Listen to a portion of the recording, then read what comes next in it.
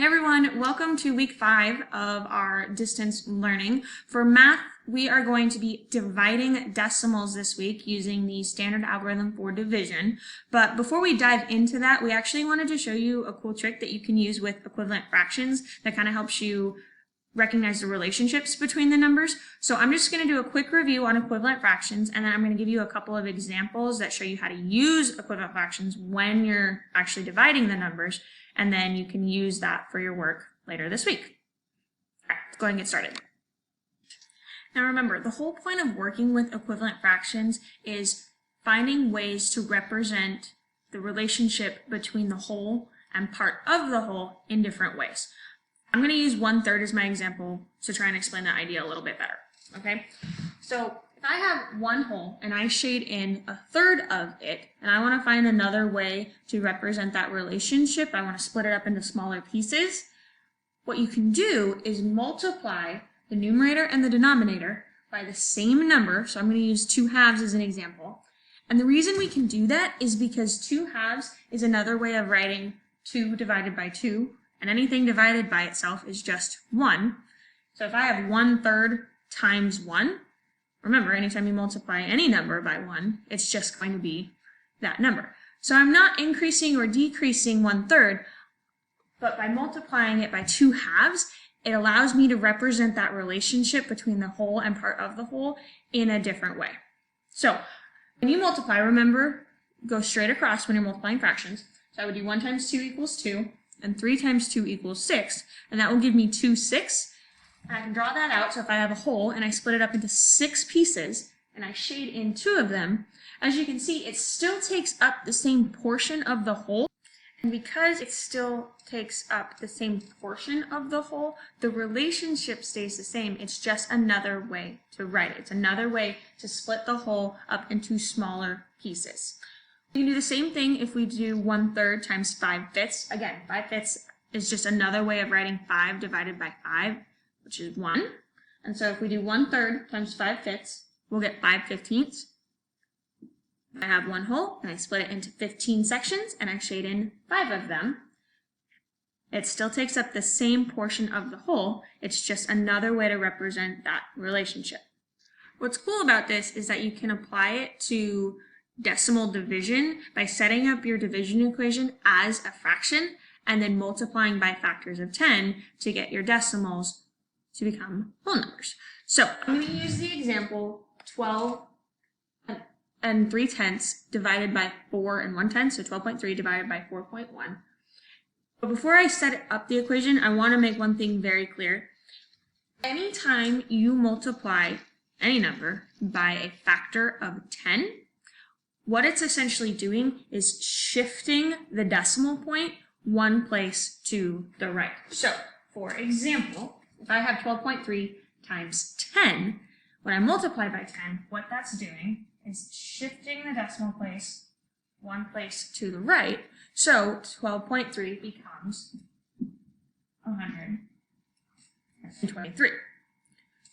Now, if I multiply by another factor of 10, so 12.3 times 10 times 10, which is also 12.3 times 100, because 10 times 10 is 100, that's going to move the decimal place 2 places to the right. So, 1 place here. Now, I can't just shift it to a blank space. Remember, when there's nothing there, that actually means that there's a 0 there, so I'm going to put a 0 right here after the 3, and I'm going to shift it one more place over. So now, 12.3 times 10 times 10 becomes 1,230. If you can notice the pattern here, I'm going to do it one more time. So I'm going to do 12.3 times 10 times 10 times 10. So it's going to move the decimal place 3 places to the right. 1, add a 0, 2, add another 0, can't just leave a blank. 3. So now my decimal place has shifted 3 spots to the right. So now I have 12,300. So if you notice the pattern here, the number of tens that I multiply it by is the number of times I shift my decimal place over. So I multiplied it by 1 factor of 10, shifted it once, multiplied it by 2 factors of 10, or 100, and it shifted 2 places to the right. And then I multiplied it 10 times 10 times 10, so I multiplied it by 10 3 times, and I shifted the decimal place over 3 times. So that's the relationship there. What's cool about using this idea of multiplying by factors of 10 and combining it with the concept of using equivalent fractions is we can convert our decimals in our equation to whole numbers, and then we can use the standard algorithm for division to divide whole numbers. So first thing we got to do when we have a division problem like this, we have to set it up in a fraction form. Now remember, the first number in any division equation is the dividend. It's what is being divided, what is being split up. And the second number is what it's being divided by. So I want to know how many times 4.1 goes into 12.3. And when you write it in a fraction form, the dividend always goes on top. So I'm going to write 12.3 on top. And the divisor always goes on the bottom. So I'm going to have 4.1 here. So 12.3 is my numerator, and 4.1 is my denominator. Now I'm going to apply that concept of multiplying by factors of 10 so I can move my decimal point. Remember, the whole point of doing this is to get our decimal numbers and convert them into whole numbers, so then we can divide using whole numbers, which we already know how to do. So if I multiply 12.3 and 4.1 times 10 on the top and bottom, so I'm multiplying it by 10 tenths. Remember, that's another way of saying 10 divided by 10, which is just 1. What it'll do is it'll shift my decimal places over to the right and create an equivalent fraction that has whole numbers. So the relationship stays the same. It's just another way to write that relationship. So by multiplying the top and bottom by 10, what it does is shift the decimal place 1 place to the right. So this guy shifts 1 place to the right, as does this guy, because we're doing it on the top and the bottom. So by shifting the decimal places over 1 place, this becomes 123 over 41, because now the decimal places are right here. When we have whole numbers, we usually don't leave the decimal places there unless there's another number after the decimal place. So you don't have to have them there, although if you want to keep them there as just a reminder that that's where the decimal place is, you can. But now I have 123 41ths, however you want to say that. And now I can convert that back into a division equation. So this becomes 123 divided by 41. And we can use the standard algorithm to figure that out. I'm going to do that real quick just to remind you how to use the standard algorithm. So now that we've converted our original equation of 12.3 divided by 4.1 into 123 divided by 41, we can set up our equation using the standard algorithm. Remember, the divisor always goes on the outside and the dividend always goes on the inside. Now, I'll admit this isn't the greatest example for using the standard algorithm, just because when you're using it, remember you have to see, okay, how many times can 41 go into 1? It can't. So now we gotta see, okay, how many times can 41 go into 12? It can't, a whole number of times. So now we gotta see, oh, well, now we got 123. If you think about this in your head, 4 can go into 12 3 times. And 1 can go into 3 times. And if you do 41 plus 41 plus 41, or 41 times 3, it will actually give you 123. So this one's pretty straightforward. Like I said, not the greatest example, but you still get the gist of it. So now I know that 123 divided by 41 is 3. And because 123 divided by 41 is 3, and we know that this is equivalent to that, and that also means that 12.3 divided by 41, or excuse me, 4.1 is 3. So 4.1 goes into 12.3 3 times, just like 41 goes into 123 3 times. The relationship stays the same. As you can see, they still get the same answer. It's just another way of writing it. All right, I'm going to give you one more example. It's a little bit trickier, and then we'll be good. So now we're going to use the example 10.4 divided by 0.25, so 10 and 4 tenths divided by 25 hundredths. Again, your dividend needs to go on top, and the divisor needs to go on the bottom.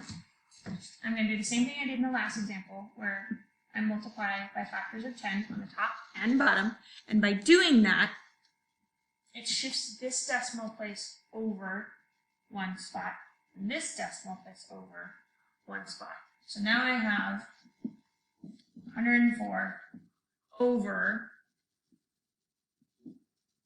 2.5. Now, even though my top number is a whole number, my bottom number, my denominator is still has a decimal in it, and I don't want that. I want it to be a whole number. So what I need to do is multiply by another factor of 10. So rather than multiplying by 10, we can multiply by 100. So there's two ways you can do this. You can either set it up where you rewrite this equation, this fraction, and you multiply it by 10 again, or you can take the original fraction that we had